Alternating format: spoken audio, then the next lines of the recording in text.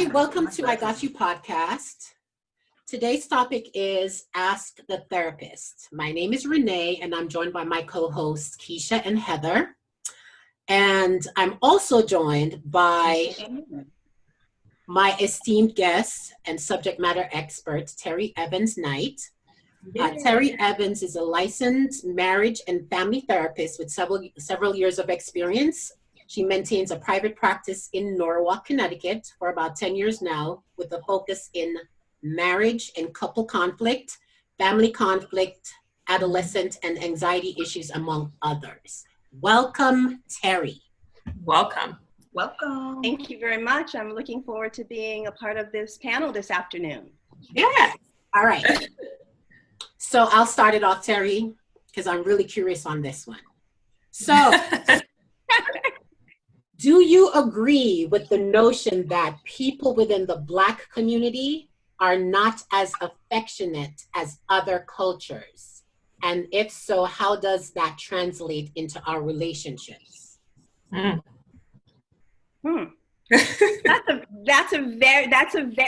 actually a very loaded question right there in and of itself. You know, in terms of different cultures, and especially in the Black culture, but in various cultures, whether it is European culture, African American culture, or African diaspora culture, whether it's Asian culture, there are cultural specifics. So there can be that can actually exist on a spectrum. Mm-hmm. So within those communities, there is a spectrum in terms of maybe reserve to the very expressive. And that's what we also find within the Black culture or the Black community, especially in the United States and the African diaspora. We find that. And a lot of it has to do with family dynamics. Yeah. What were some of the key aspects of the family dynamics growing up? Were you raised by someone who was very, very expressive, was very, very affectionate, was very loving in the sense of embracing? Or were you raised by someone who was very reserved? That didn't mean they didn't love you. That didn't mean they didn't care for you. But it meant that they withheld some of their emotional connections. And that makes, such a huge difference. And in terms of relationships, how that impacts a relationship, oftentimes you will have opposites meeting or being attracted to, the opposite the opposite on that spectrum. And that could be someone who's from a very expressive part of the Black community with someone who's part of a very reserved part. I was recently working with a couple, and the male was actually from Haiti, and he was raised by a pretty authoritarian family in the sense that you are to be basically seen but not heard in the family. There was no interaction in terms of how was your day? The parents said, this is kind of how we run our ship, and you are along for the ride. And he's coupled with a very expressive young woman who's from an African American community in the South. And in that, she's very expressive. Her father was very, very expressive. He asked her, actually, she even said that her father taught her about how to be a young lady when she had her menstrual cycle versus her mother, which was very, very unique and different. However, they had to really learn how to work with their different styles. That's interesting that you said that, Terry, because is there a difference that you find with, say, Caribbean people and African American people? Because I feel like, having grown up in the Caribbean, yeah, I think that we were reared not to really show affection. I can't remember, my mom is a loving person, but I don't think that she showed enough affection. I didn't get it from my dad. So I think you're right. Our backgrounds kind of shape the way we operate in our relationships as we get older. And I think when I think about Caribbean people, I see that there's a trend in that versus, say, an African American person. Do you think? Well, actually, I've had a lot of experience in both. My Yeah. husband is actually his family has roots in the Caribbean. So I've had a lot of experience with that, as well as from my private practice. A number of my clients are from the Caribbean. Yeah. However, I've also had extensive experience in the Black community.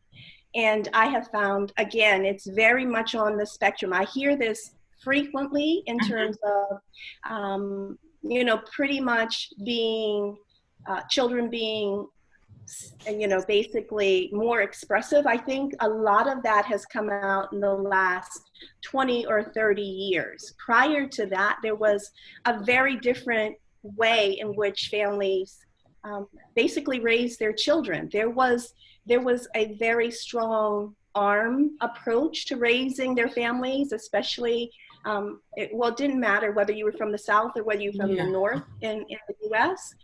But I think there is this misconception that within the Black families in the US that they're more expressive, but it really depends on that family unit. Wow. I believe a lot has to do with basically the area in which you grow up, the dynamics of that area in terms of whether it is culturally, kind of flamboyant in a sense. Yeah. Is there a lot of warmth in terms of the weather, in terms of that expression, and that also plays a part in terms of how people communicate with one another. Yeah. If you're from a warmer climate, oftentimes people are more embracive, but that doesn't mean that the cultural norms in the family lined up with that. Mm. Yeah, because I think I'm the opposite, because my dad and my mom, they did show love. My mom always hugged, kissed, I loved you, and my dad as well. So, and that's being raised in Jamaica as well. So, like you said, it depends on the person or the family. And I had the opposite. Mm-hmm. Absolutely. And do you think that we typically are attracted to the opposite of us? I know you spoke a little bit about that. Oftentimes, at least in my practice, that is what I'm finding. Many people tend to look for, it's almost as if they're looking for a piece of themselves that is different. That is what I have found. And there's nothing wrong with that as long as you acknowledge that's what you're looking at. Because in the initial stages in a relationship, you're looking for that different thing that maybe matches up with you. But that different thing can also cause many problems in your relationship later on.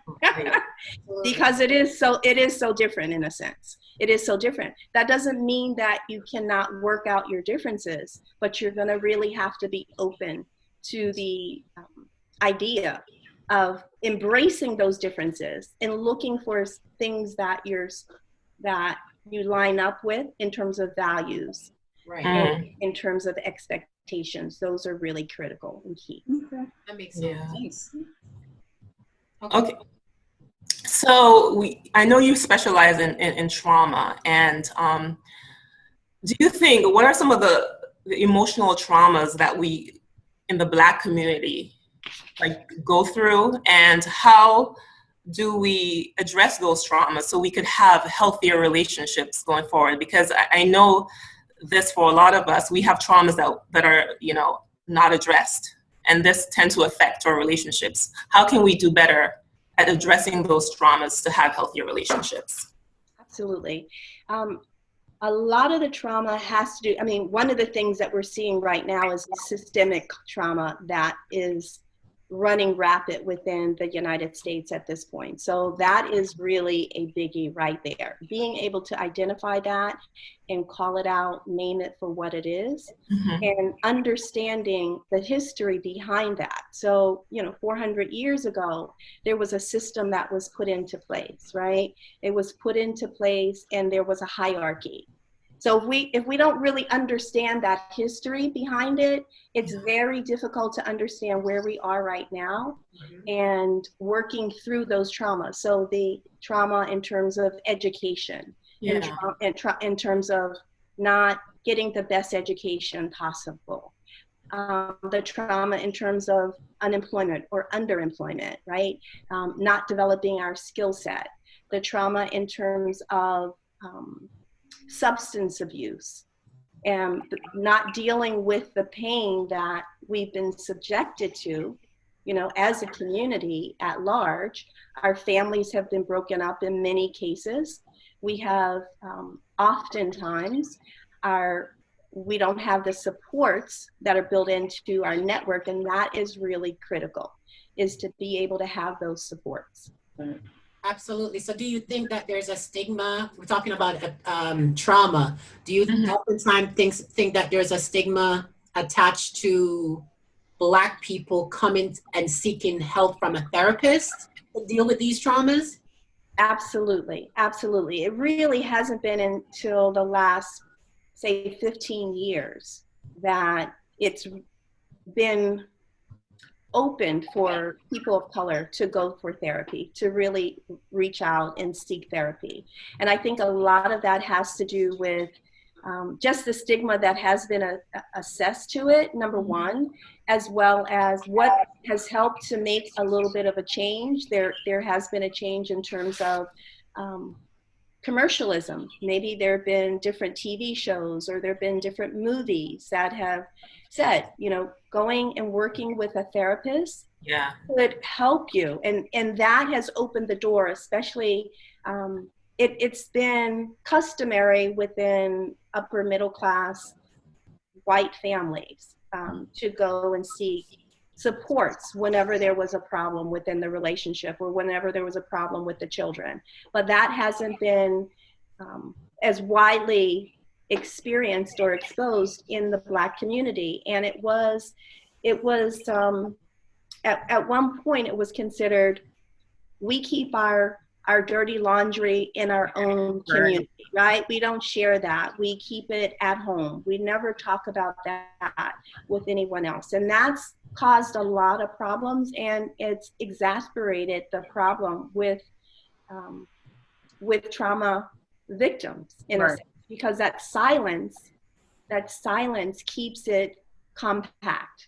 And that's even more detrimental to the person who has experienced the trauma, as well as the family. And oftentimes there may be sexual abuse, domestic violence in the home, but that's kept hush-hush. We don't talk about that. Right. So let's talk about why is it important that these traumas really need to be addressed? Because I think it's important that people know that you need to address these traumas. I mean, recognize them as one, but why is it important that you actually, you know, to address your traumas so that you don't affect the relationships that you're in? Oh, the most important thing is that it destroys the inner workings of that person. So if that person isn't healed, if that person isn't whole, it impacts the relationship. And that, you know, in terms of the different pieces of the experience of trauma, not being able to express what happened to you and to have your voice heard is really critical. Right? Not allowing someone to hear your story, to witness your story, is really half of the work that I do with trauma victims or someone who's been exposed to trauma. That's very important. So, Terry, speaking of trauma though, have you seen a lot of clients that had childhood trauma and they haven't spoken about it? Does that affect their friendship, and does it affect also the relationship that they're in? Absolutely.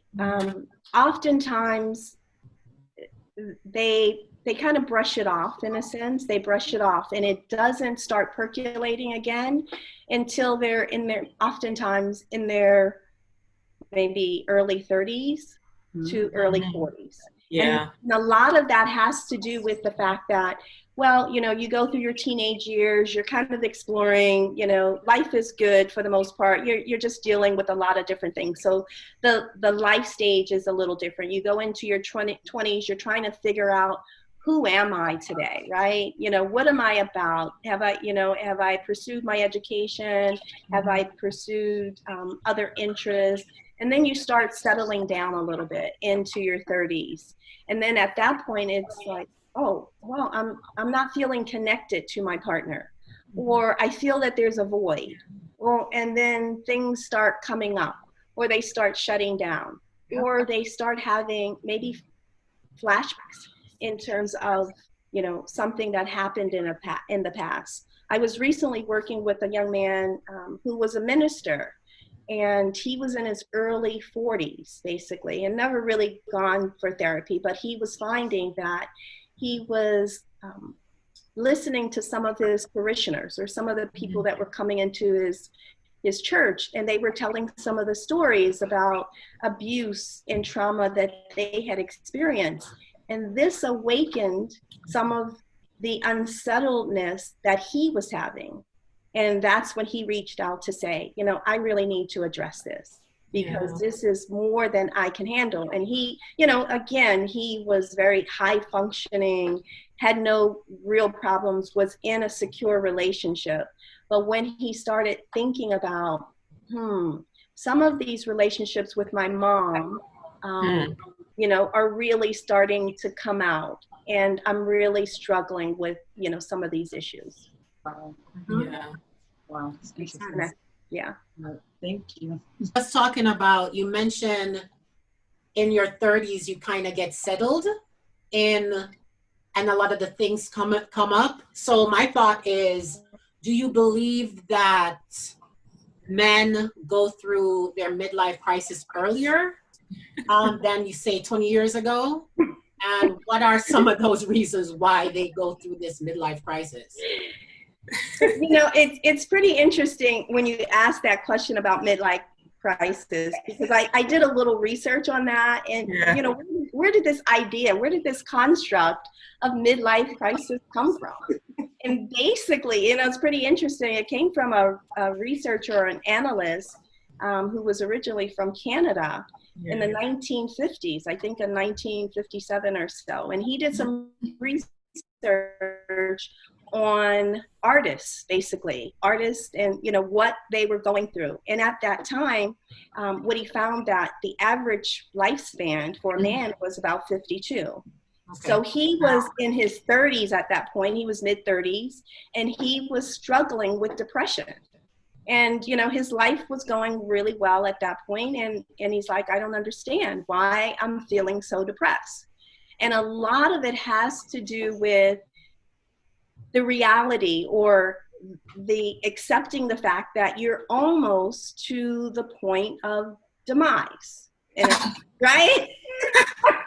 You're starting to think about, well, you know, if I'm 36, life ends at 52, Right. I'm getting pretty close to that, right? And so now, you know, kind of in modern day, and we look at it, it typically, I mean, it's part of our culture now, but in the early 60s, 70s, 80s, I mean, it was really new. It was really for middle and upper class individuals who had a lot of time on their hand, who had extra money on their hand, so they could have extra mistresses, you know, they could have a mistress, they could buy fancy cars. And now, you know, there's not as much of a distinguishing factor. I mean, if you're employed, you can save your money, right? And if you say, you know, maybe I haven't achieved the goal that I want, right? Maybe I'm thinking back to my relationship. Is this what relationships are really supposed to be about? Is, you know, I'm married. I did everything that I was supposed to do. I committed to this person. I have kids with them. I have a nice house. I have a nice car, but I still feel a void.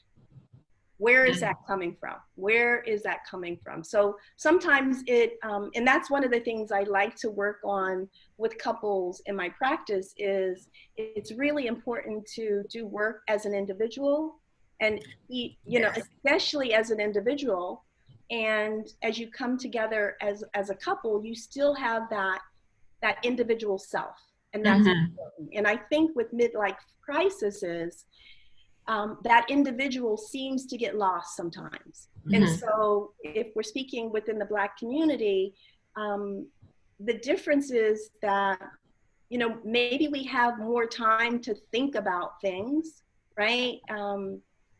Maybe we're not necessarily doing the things that we want. Maybe we are doing the things that we want. Maybe we're a professional athlete. Maybe we're a professional singer. Maybe we're a professional dancer. Maybe we're a business entrepreneur. I mean, there's so many different things, but after you've gone down that checklist and you check, and you get to the end and you say, what's left? Yeah, what's next? Have we really done, you know, as a community, have we really done the work internally for ourselves, whether it is our connection to our spirituality or to God, or our connection to a sense of purpose? Are we leaving those pieces out? And so your question in terms of, is that happening earlier? You know, is it happening earlier in the life cycle? I don't see it happening, I mean, unless you're in the upper echelons, or, you know, maybe if you've found another way to make money very quickly, you know, in some form or fashion, and you have all of the material things at, say, 30, and then you're making a question, you know, what more is there to life? Right. But I think when we talk about midlife crisis, I think we kind of, maybe not in a definition that's out there, but we think about men just kind of acting up, you know, this fancy car, you know, wants to have another girl on the side or something like that. But it seems to me that when you talk about it, you talk about a void, you know. I think that it comes to self-awareness. If you realize that you're starting to act this way and feel a certain type of way, it's more than just a midlife crisis, right? It's actually a void maybe that you're missing in your life. And if you're self-aware to know this, and say, you know what, let me calm down and figure out what's going on with me, why I'm acting this way. Absolutely. Yeah. A lot of it has to do with, okay, let me go outside, maybe outside my relationship or outside my family, because maybe I can find that missing piece out there. Yeah. And that's, I mean, of course, that's the path that a lot of men tend to take. It's typically men who take that path. I mean, not that women can't take the path, because there are some women who will do that, but typically men will take that path, and they still are not necessarily satisfied. And so that time frame might last 3 to 10 years, right? And then what happens after that? They want to come back to, you know, back home. 3 to 10 years. They might want to come back home. Time. Oh my gosh. Right. Wow. Okay. Oh, that's a long time. Yeah, for men. For women, it's usually 2 to 5 years. Oh, wow. Yes. Okay. 2 to 5 years. And it usually happens around 35 to 65. So it can be, I mean, it can stay, because now we're living so much longer, right? Yeah. I mean, back in the 50s, it was, you know, average lifespan, you know, 50 to 60 years old. That was average. I mean, of course, people live longer and people live shorter lives, but now our lifespans are longer. So that's why that midlife crisis can also be longer. Right. So, you know, typically we were thinking before it's in, you know, 35, 40. Now it could be up to 64, 65. I'm tiny. I want to talk about, in some of our previous episodes, we talk about honesty. And a lot of the guys in the episodes, they would say, you know, women can't handle honesty. And there's like it was a mood about, you know, honesty being this like harsh way of communicating. Like, to be honest means, okay, you know what, you say this harshly and the person has to deal with it. But I don't feel that way. I think you can communicate honestly without being harsh or being blunt. I just want to know, are there effective ways of communicating honestly in a way that doesn't really come across as harsh or blunt, but you can get your point across in your relationship with somebody? Oh, absolutely. If, you know, again, I think it boils down, you know, in my opinion, it boils down to respect in the relationship. Mhm. So a lot of that, I mean, so you can be brutally honest, but you can be honest in a way that's respectful, Right, yes. right? It's a way that can be received and that can be heard. So if Mhm. someone's, you know, being honest and they're calling you out of your name, or if somebody's being honest in terms of, you know, what you have on or how you're wearing your hair, or, you know, something like that, right? You know, they're being honest. Yeah, that might be their opinion, but can they say it in a way that is respectful? They can be honest and be respectful, but I think oftentimes that's not the case. That's not the case, and that's where we, you know, that's where couples or partners run into issues in terms of being honest. Yeah, because I don't want somebody coming at me and saying, you know, I'm being honest, but it comes off as really, I don't think I'll receive that, you know. And I always just say, you know, you can be honest, but you can be kind with it. And some people think that you can't. Like, it's either you're honest or you're not, you know. But is that a style? Is that a style of communication, right? Mm-hmm. Is that a style? And then let's look at what were the role models. You know, what were their role models at home or in their community?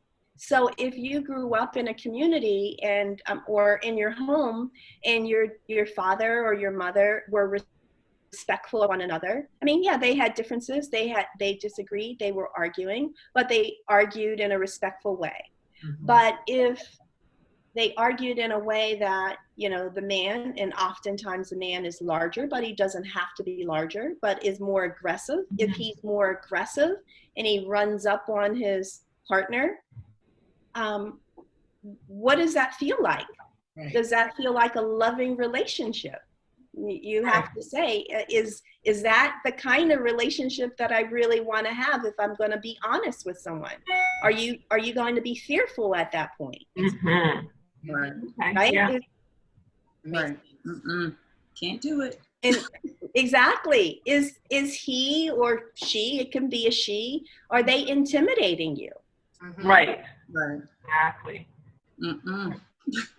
Yeah. And oftentimes, I mean, I've been working with some couples, I mean, especially with COVID, couples that I hadn't had any issue with in terms of domestic violence or you know, being more aggressive. With COVID, it really has pushed things, you know, pushed the envelope out there a little bit more, whether it's differences in terms of, you know, one partner goes out and buys groceries and comes back in and doesn't wash the groceries. The other partner wanted them to wash the groceries, right? You know, yeah. And like the one partner got really angry because the partner that stayed home said, I don't want you leaving and going out and getting something else to eat. And he's like, you can't tell me when and where I can eat. He comes back home and he jumps all over her. Right. I mean, it gets really, you know, it's a real fine line at that point, right? And so they were just starting out, just having a conversation, but it blew up very quickly. Right. Wow. So, Terry, I guess, is that a part of like the question I have in terms of emotional intelligence, right? What does it take for a person to realize their underlying issues or imperfections that they have for themselves, and also what they're bringing to a relationship? How do you get to realize what your issues are and work on that? A lot of times I know we blame our partners for everything, and we're not looking at ourselves at what we're doing. Exactly. And that is, I mean, it reminds me of the Michael Jackson song, The Man Looking in the Mirror. Oh, okay. Yeah. Right? Looking in the mirror at ourselves first before we point the finger at our partner. Right. And so if you're finding yourself, you know, kind of in this cycle of blame, let's look at, you know, let's take a minute out and let's see, you know, what's going on here, right? At that point, and before it gets to be, you know, months or years of that negative cycle of blame, arguing, screaming, yelling, you know, being, you know, pretty aggressive towards one another. Yeah. That's when I say it's important to either educate yourself, go out and seek counseling, whether it's through your religious services area, your pastor, whether it's through a therapist. Go for, a couples retreat. Though, I mean, now it's a little difficult because of the environment that we're living in, but there are things that you can do on your own or individually to say, hey, I'm noticing this isn't the idea I had in terms of a healthy relationship. Yeah. I know something's off. I don't know what it is, but I know something is off. So until you don't want it to be stretched out to years and years. And unfortunately, as a therapist, that's when I see couples. It's not, they're not taking those initial steps. They're really not taking, they're not saying, okay, this hasn't been working for a couple of months. We need to, I really need to, kind of address this now, versus 5 years in, and then they come to therapy and they think this should be changed in 2 weeks. Right. Yeah. Right. That makes sense. How do you help the ones that say they don't feel like they have any problems? Like, there's nothing wrong with me. Well, a lot of, exactly. And a lot of that is about denial, right? How can we say we want to just better ourselves on a daily basis as an individual? Are they working to better themselves as an individual on a daily basis? Right. I mean, that could be a question that you asked. It's like, are we getting better as individuals, and therefore we can be better as a couple together or in partnership together? Right. A lot of that, yeah. All right. So, so this is interesting to me, this other question, right? So in one of our other shows, we had Battle of the Sexes, and we were talking about which sex communicates better. And the men were like, the women suck at communicating, vice versa. So there was no real resolution to that question. So my question to you is, based on your experience, what would you say as to which sex communicates better? If that's such a it was a pretty provocative show. I had a chance, an opportunity to listen to it, and it was great to listen to, because I did hear all these competing voices, which is typical. And there, again, I would say there's not just one sex that is better. Oftentimes, women are able to articulate their thoughts and their feelings, because that's how they've been socialized. Yeah. So if a man has been socialized in that way, he's also able to articulate his thoughts and his feelings. But in our culture, in the Western culture in general, it's not seen as a priority for men in general. Right. But that changes. Again, it goes to a very personal relationship with your family. So again, if your father was the caregivers in your home were very articulate, and they constantly ask for feedback. How are you feeling? What are your thoughts on this? Let's talk about what's going on in the political arena. Let's talk about what's going on in family dynamics. That male is also going to be very fluid in terms of their responses to communicating, because we're always communicating. So I know sometimes we use that word, oh, that person isn't communicating well, but are they being effective? Because we are always communicating with one another, whether it is, after a long day, you come home, your spouse is in the kitchen, you come in, you slam the door, you run to the bedroom, you lock the door, you start, checking out your Netflix series. What are you saying to your spouse at that point, or your partner at that point? So my thing is, how do you think that men typically communicate when there's an issue in a relationship? How do they typically communicate in those instances? Well, oftentimes in terms of my practice, a lot of the men typically shut down. Oh, yes. I'd say at least 70% Yes. basically shut down, and they're not going to be expressive about their thoughts and their feelings. And another thing that tends to happen is if they do allow themselves to become vulnerable, Yeah. oftentimes that is when you see they may be vulnerable in a session or two, Mm-hmm. and then they're like, nope, this is too hard. I'm not going to do this. I cannot go any further. Right. I mean, and that because it is painful. It is painful to get in contact with those feelings because this is new. Oftentimes it's new. You know, you grow up in a household, nobody really asked about your feelings, and you weren't encouraged to talk about those feelings. So when you're in a relationship, you know, you're in a couple of relationship, and your partner wants you to be expressive. Let's talk about, the infrequency of our intimacy. Let's talk about the financial system, financial situation that we're in. Oftentimes is just tell me what I need to do, I'll do it, and that's it. There's not a lot of dialogue.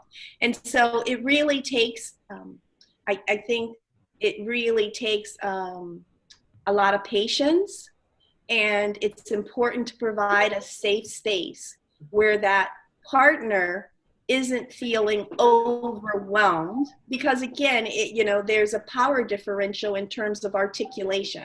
Mm-hmm. So if you're very fluid in articulating your thoughts and feelings, and that person isn't, doesn't mean they're less than. It just means they do things a little different, but they can feel overwhelmed. And oftentimes when they feel overwhelmed, they just clam up. Yeah. They just clam up. That's the end. Yes. You know what's interesting? Because we women tend to communicate, well, not necessarily better, but we express ourselves more. You know what the guys think? They think we're nagging. They call it nagging. And I just hate that. But they have to realize that they are the ones who are capable of communicating. They shut down, as you say, and we nag. Well, and the part of that is, are we listening to one another, right? Are we really listening? And I think there's an art in terms of listening. Yeah. And it's really important to say, okay, let's find a space. If there's, we want to talk about, I don't know, give me an idea, a subject you want to talk about with your partner. Do you have something that you are accused of nagging with all the time? What would it be? Right. It would be nagging, taking out the trash.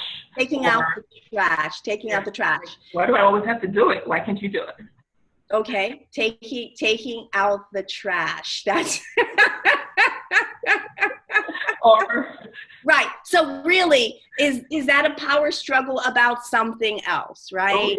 So that would be, the direction that I would be going in. Is that a power struggle? What else is going on? Right?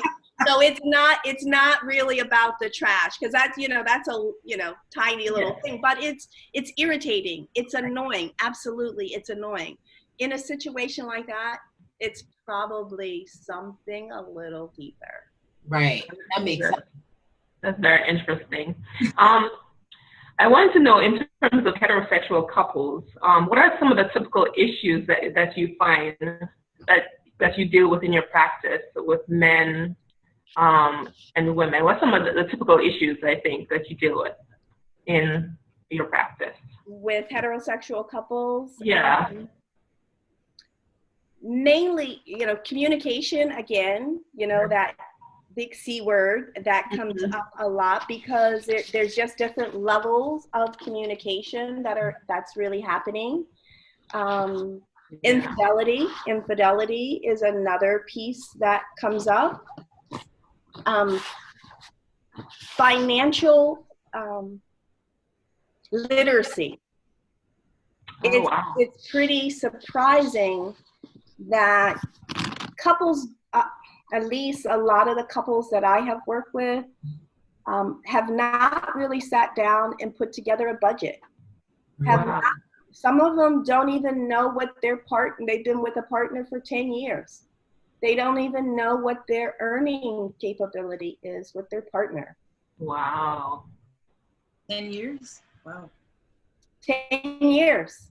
Off and on, off and on, but they have several kids. I mean, Wow. It's been in and out.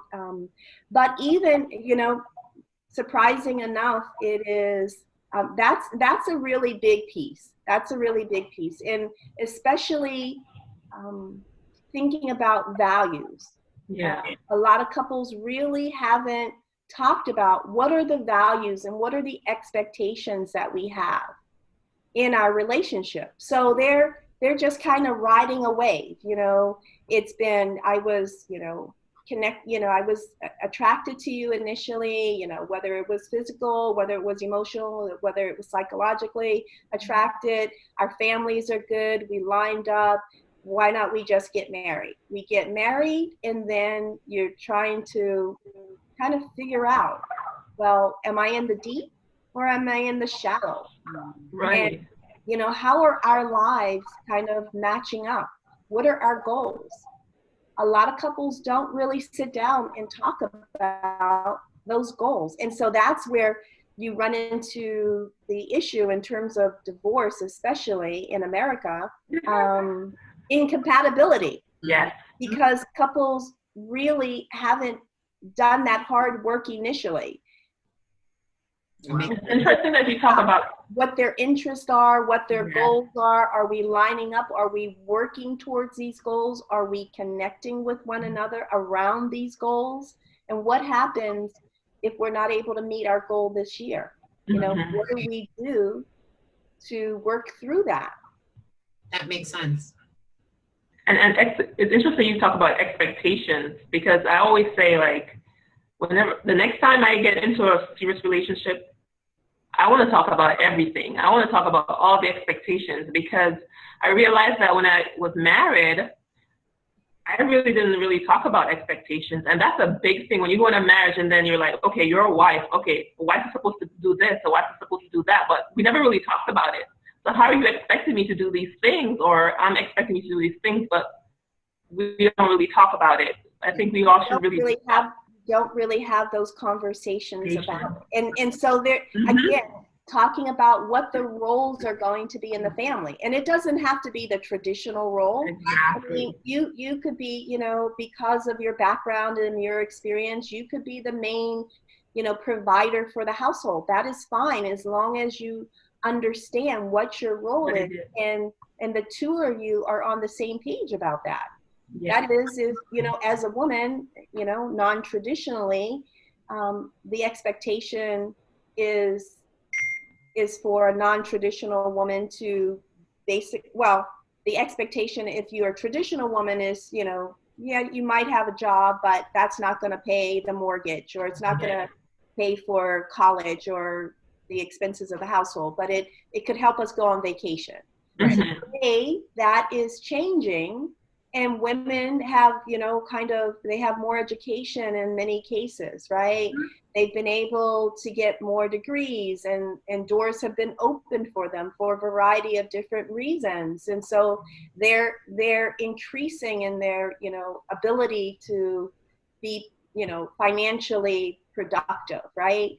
And so do we need to start looking at, okay, well, I'm going to be the main provider of the household in terms of these expenses, but then we're going to have to work together. We're going to have to look at what your role is going to be. And we haven't really caught up as a society in terms of where the men are in terms of changing those roles. The women seem to have been able to, kind of shoot ahead. Right. And that's what we're running into, especially in the Black community, or in a, Black and brown community, where, we have incarceration of a lot of Black men. So they've taken, you know, a large portion out of, you know, kind of circulation in a sense. And so the numbers are, you know, are few and far between sometimes.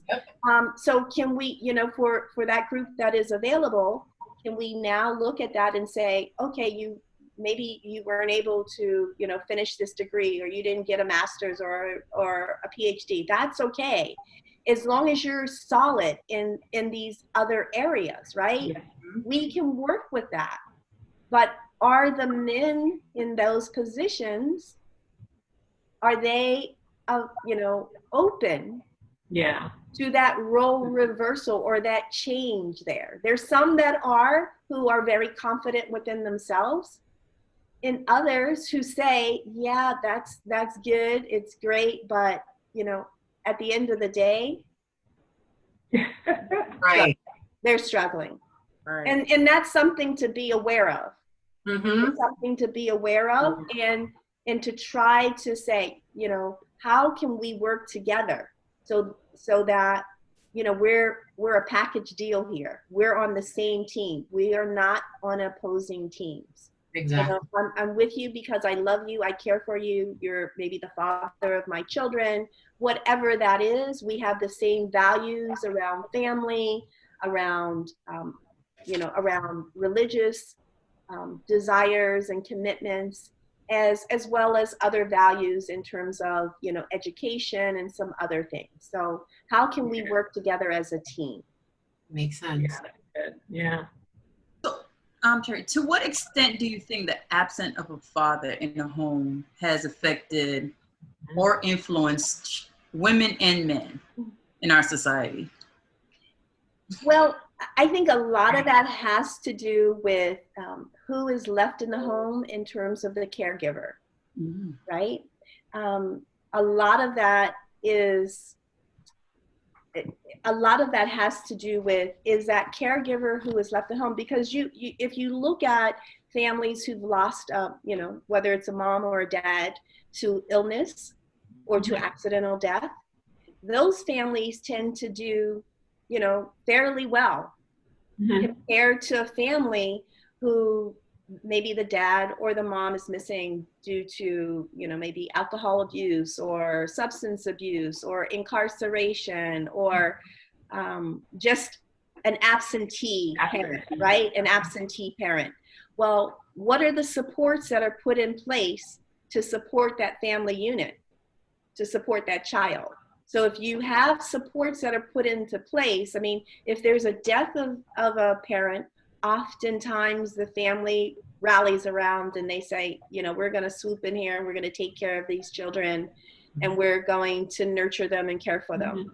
But what happens if it's an absentee dad or an absentee mom, and due to drugs or, you know, they just weren't ready to have that child at that time and they just, you know, kind of check out of the family.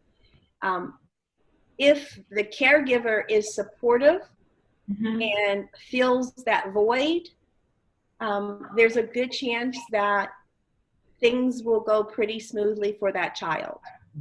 If the family is open and has discussions about it, is truthful, is honest about what has happened, they can nurture that child, they put supports in place, that child can take off and fly.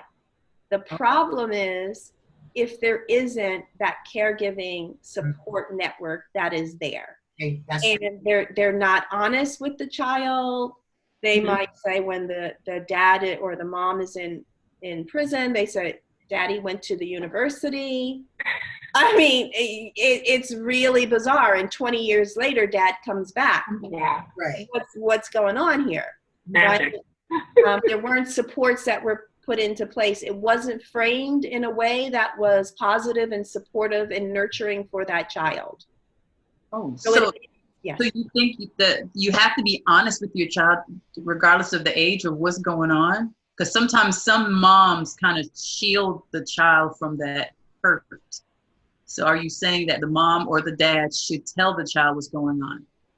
Where it's age appropriate and developmentally sound, right? And so again, do you tell them the gory details? No.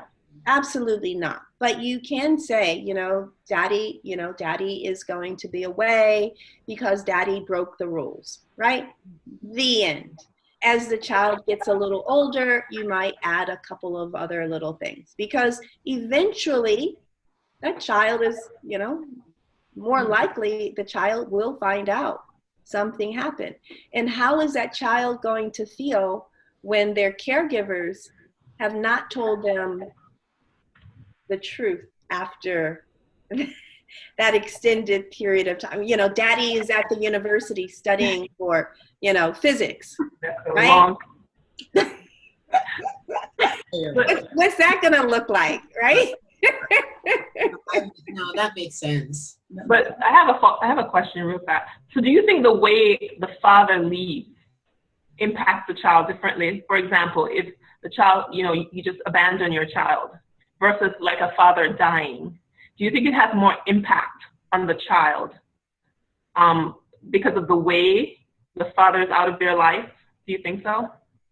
From my experience, and again, it's how it's framed to that child, right? Okay. It's how it's framed. It's the stories that go along with that. Mm.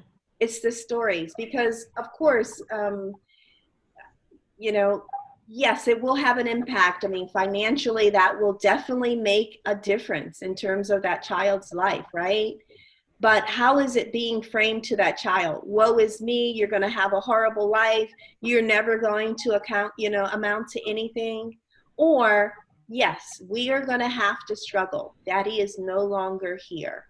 We are going to have to struggle, but you're resilient. We are working together as a family, and we're gonna work through this. Right. Mm-hmm. Okay. So how does an adult let go of, like, say, daddy issues? Because they keep choosing the same type of men, or they have issues with men because of their dads. Sorry. And abandonment too.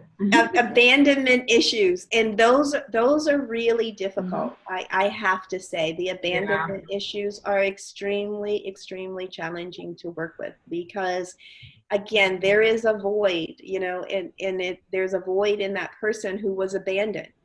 Right? Mm-hmm. And they often feel that they were the reason. Mm. They were the reason why daddy wasn't here, right? Daddy lives right down the street, but daddy doesn't call me. Daddy, says he's coming to pick me up, but he doesn't. Mm-hmm. Right? Those are really very, very difficult. And again, what I recommend and suggest is that this may be a lifelong process to working through those, but number one, to acknowledge, right? This is how I'm feeling. This is what comes up because our society, when you think about it, our society has basically talked about, this father figure in our lives. I mean, you can look at, commercialism, going back to TV programs such as, Father Knows Best or The Bill Cosby Show, or now one of the current shows is Blackish, right? Blackish, it's a more modern day, or This Is Us.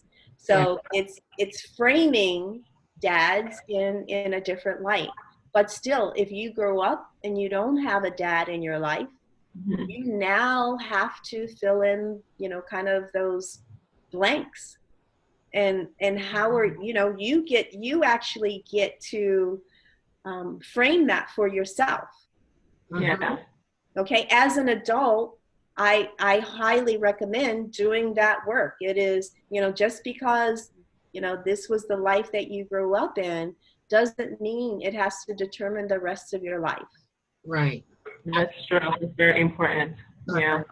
So you touched on this before, and I'm curious to know, I'm probably going to phrase it a little bit different as it relates to divorce, right? So if you had an advice to give a couple that would prevent them from getting a divorce, or the one advice that you ever give a couple that would help them and not cause them to go down that route of getting a divorce, what advice would that be? Mm. Yeah, that it's not quite as simple as just one piece of advice. Because each person in that couple comes with their own wants, needs, and desires, right? And unless they've been honest with themselves up front, there's no way that you can change that trajectory if they get into a relationship and they realize, well, I didn't really want to be here, right? Right? Yeah. Yeah, if they hadn't done the work themselves and know exactly what they were wanting in terms of a commitment and what does marriage mean? Okay, if you say marriage, right? Or a committed relationship. What does that committed relationship mean? They've never been in a committed relationship. They've never seen a healthy committed relationship. So they're now thrown into this sea of a relationship, and where do they go with it? My partner isn't doing all the things that I thought my partner should be doing. Goes back to expectations again. It goes back to the expectations. And that's why it's so critical. I mean, that's from my point of view, is to have some of these thorough, deep conversations early on. And that doesn't mean it's not going to change once you're in the relationship, but if you have extensive conversations, whether it's about work, whether it's about family, whether it's about having children, whether it's about pursuing, different interests that you have, whether it's about intimacy, there's just so much. And what you have at 25 is different from what you have at 40. And what you have at 40 is different from what you have at 60. So one of the core, I think one of the core ingredients of that is that the two of you are committed to working through your differences, right? Working through, that is, I love you today. I may love you differently tomorrow, but I'm still going to love you, and I'm still interested in committing to this relationship or this union because I want this to be who we are as a couple together, right? And if one person is there and the other person isn't there, and they're not willing to do the work to get there. It's like putting toothpaste back into a tube once you get it out. How is that going to work? Absolutely. How is that going to work? And so that's the big challenge. I mean, marriages or committed relationships can be fantastic. But the key is that constant checking in terms of putting your relationship as a priority from day one. Right? It's putting it as a priority, as well as yourselves. You come, your partner, or you were attracted to your partner because your partner had some interesting aspects about them. And so you come together as a couple, and the partner maybe used to be very active and was in the theater and traveled and, did things for their family. And now you're a couple together. No, I just want to hang out on my sofa. Like, what happened there? Right. Absolutely. But it sounds like if I had to do it again, yes. I would probably, which I will do it again, but I probably would be in therapy for the first year of my marriage with my partner, because I feel like there's so many things that you have to talk about, and I don't have the tools. I think to have that third party to help you is so important, and just to know that marriage is also, it's a continuous work in progress. And if people can know that at the beginning of their relationship or their marriage, I think that too will help in how they behave throughout the relationship. Absolutely. I think that's such a very important point. It is so important. And to know, I always tell couples, usually I tell couples when I'm working with them, you have to be an individual. It's really, really critical. It's really important to grow and develop as an individual. It's also equally important to grow as a couple. As a couple, yeah. As a couple. And if you decide to have a family, it's triply important to prioritize that family life also. Absolutely. Yeah.